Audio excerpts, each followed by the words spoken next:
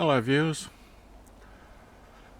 These birds in front of us here are what are called our king parrots. Beautiful colouring on them, and they're quite common around our area. They are a protected species and one of our largest species of parrots.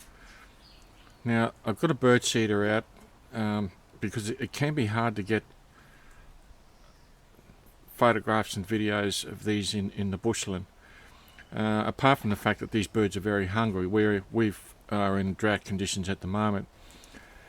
Now the other day there was a breeding pair that came down, and the female one has not as bright red and much red coverage on her as these males.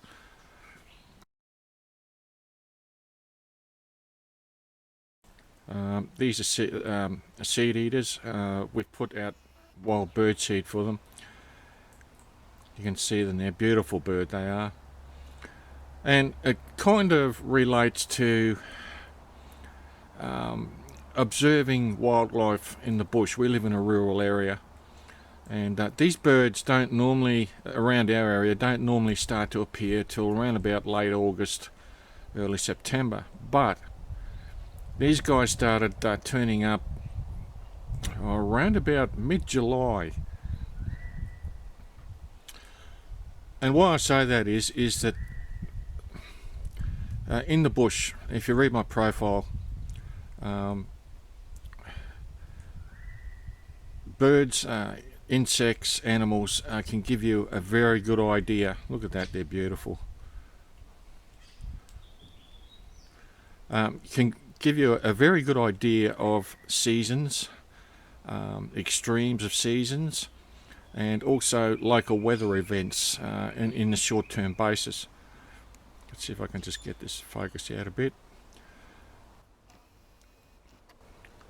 Now, because these birds showed up so early this year, around about mid-July, as I said, it sort of indicates that we could be in for an early spring, and certainly the plant life around here. We've got some wild peach trees up the dirt road from our place. They started blooming around about 3 or 4 weeks ago, and in the bush it gives me an indicator of the seasons, any local weather events. Now last week we had a thunderstorm come through, which is most unusual for this time of year in August around our area, and for about 24 hours these birds are here every day, around about this time of day, midday. But for about 24 hours before that storm front came through, these birds weren't around. Bird life was very, very quiet. And for about a day or so afterwards, we still had cloud cover. They didn't return. So in saying that, and I refer back to, and it's a shout out for Paul's Outdoors, his observation of animal and plant life, and he's magic with his camera. If you look at his videos, plant life, and particularly his birds, how does he do that? I don't know. I don't know. Perhaps when I see him in February, he might be able to give me a few hints.